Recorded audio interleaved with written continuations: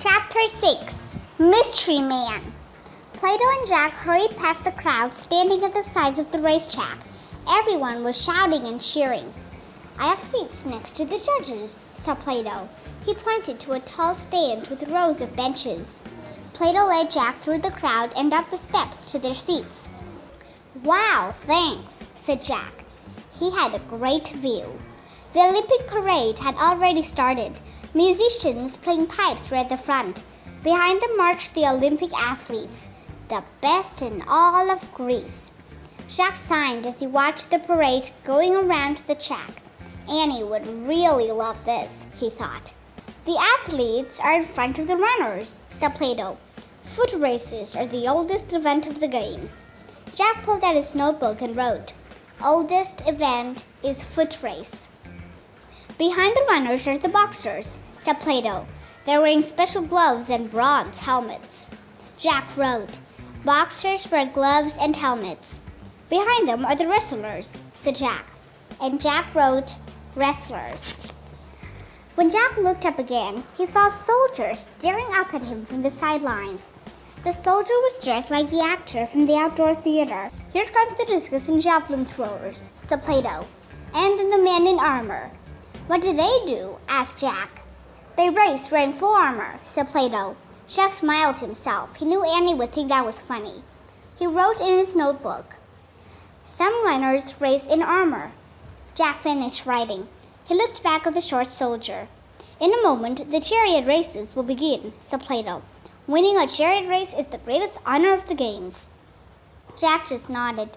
He was still studying the short soldier, who seemed to be looking back at him. Suddenly, a small hand came out from the soldier's cape. The hand gave a little wave. Jack gasped. It was Annie's hand waving. The short soldier was Annie. Chapter 7 Go, Go, Go. Jack stared in horror at Annie. She must have borrowed a costume from the theater. He remembered Plato's words, "A girl will get in terrible trouble if she tries to attend the Olympic Games." Jack shook his head at her and pointed his finger as if to say, "Get out of here." But Annie just waved at him again. Jack kept shaking his head at Annie. He even shook his fist. Annie turned back to watch the race. "It's not a joke," Jack shouted. Plato turned and looked at him. "Of course not," said Plato. "We take the games very seriously." Jack felt his face grow hot. He glared at Annie's back. Just then the trumpet sounded. "The chariots are taking their places," said Plato. Jack saw dozens of chariots lined up on the racetrack.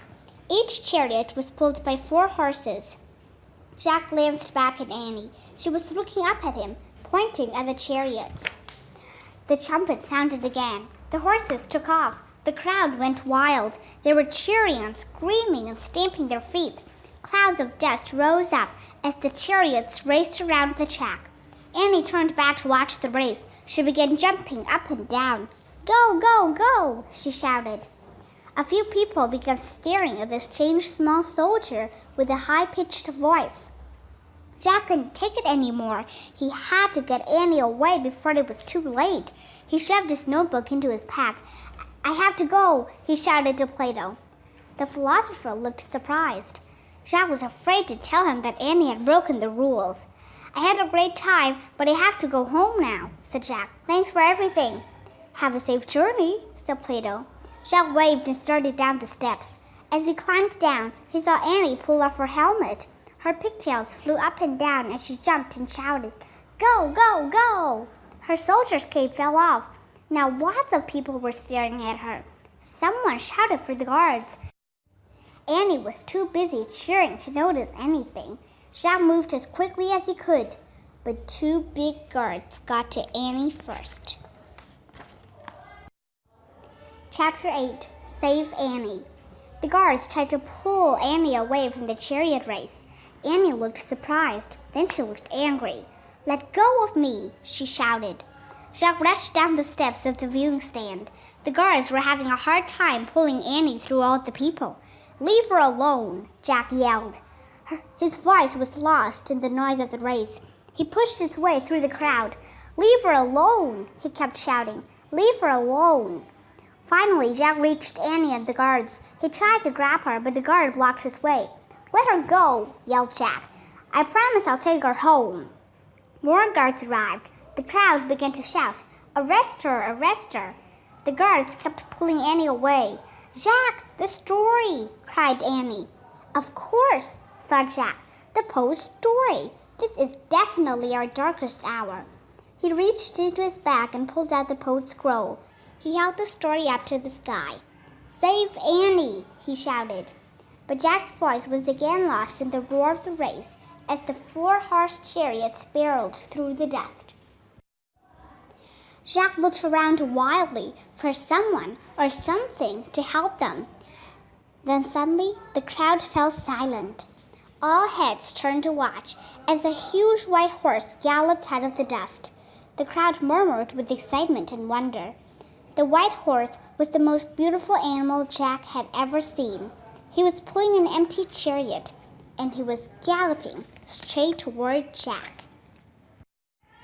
Chapter 9. Fly Away Home. The white horse stopped at the low wall by the edge of the track. He's come for us, cried Annie. The guards stared in awe at the horse. Annie broke free and dashed over to Jack. He grabbed her hand, and they ran to the horse.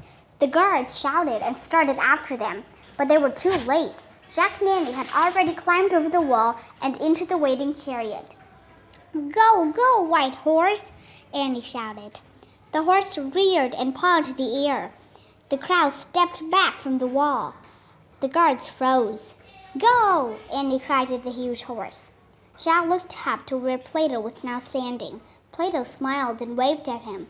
Then the white horse leaped forward, pulling the chariot behind him. Jack couldn't even wave back at Plato.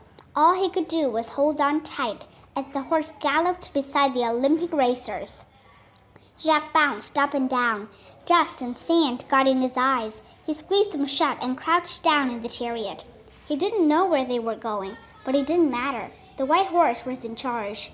Jack heard the thundering noise of the racing horses and chariots. He heard the screaming crowd. He felt sand blowing into his face and the hard bumping and rattling of the chariot. Suddenly, he was thrown backward. He heard a swoosh of wind, then silence. Oh, wow, cried Annie. Jack opened his eyes. All he saw was blue sky. He pushed his glasses into place and looked around. Help, he cried. The white horse had grown giant feathery wings and was pulling their chariot into the sky. Jack gripped the railing of the chariot and held on for his life. To the tea house, shouted Annie. Below, the Olympic crowd watched in stunned silence. The winged horse left the games behind and flew over the temple of Zeus, over the statue of Nike, over the sacred olive tree and the gymnasium. On they went, over the poet's house, the Greek theater, and the field of white tents. Finally, the winged horse coasted to the ground near the olive grove. The wheels of the chariot bumped onto the grass. Then slowly, slowly, they came to a stop. Jack and Annie stepped out of the chariot. Jack's legs were so wobbly he could hardly walk. Annie rushed the horse and stroked his neck. Thank you, she whispered. Jack patted the horse's long white neck, too. Thanks, he said. That was the best ride of my life. The horse snorted and pawed the ground. Come on, Annie. We have to go before they find us, said Jack. I don't want to leave him, said Annie. He's the most beautiful horse in the whole world. Her eyes filled with tears. We have to, said Jack. The horse put his head down and touched Annie's forehead with his soft nose.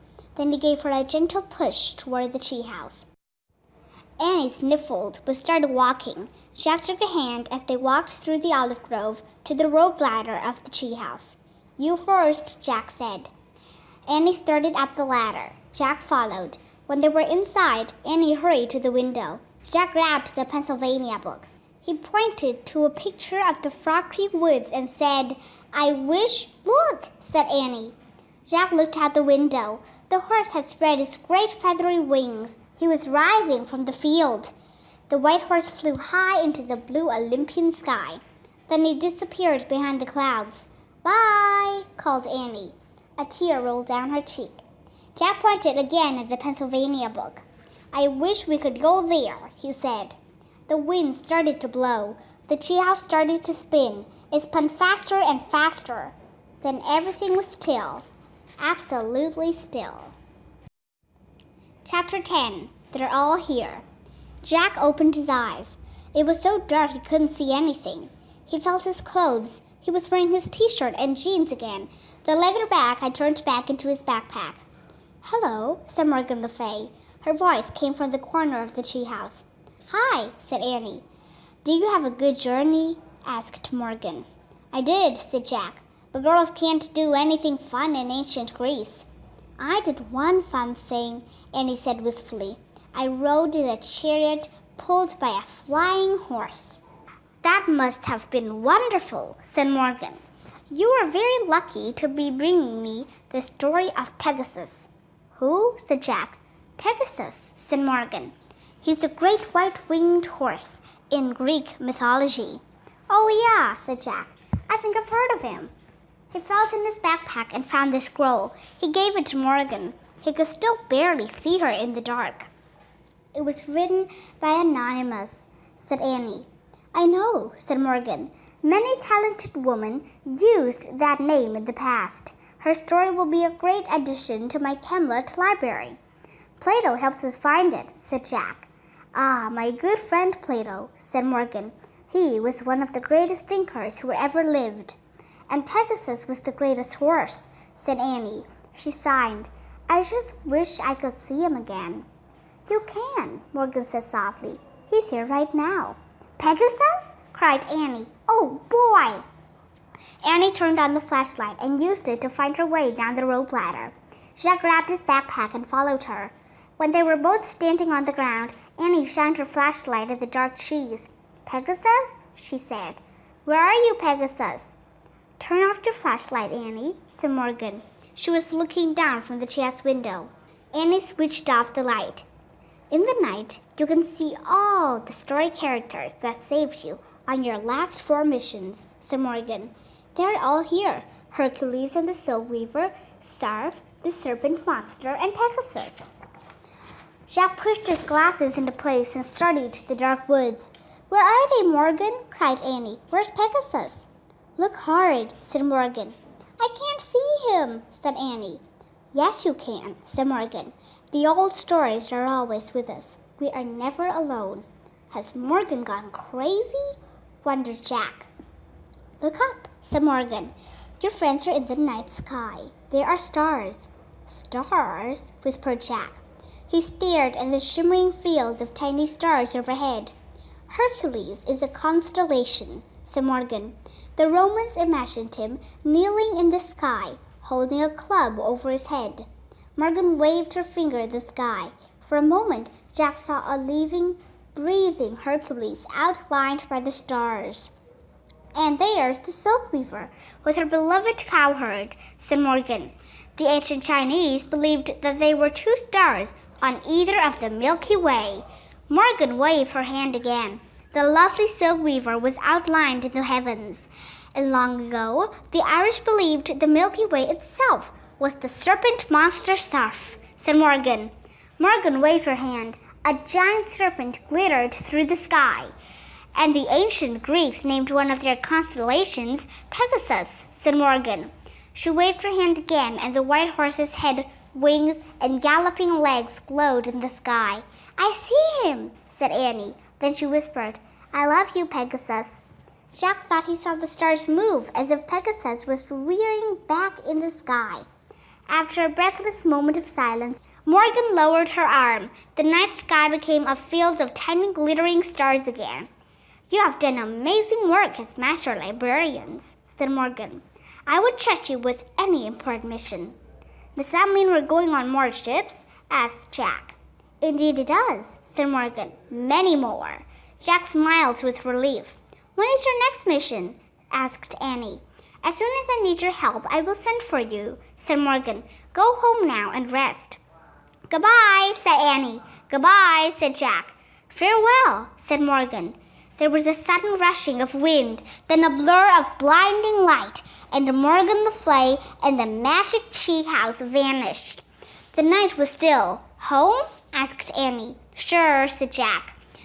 As they walked between the trees, the Frog Creek woods were pitch black. Jack couldn't see a thing, but he didn't ask Annie to turn on the flashlight. For once, he wasn't worried about finding his way home. He felt as if someone or something was leading them through the woods. Morgan's words came back to him. The old stories are always with us. We are never alone.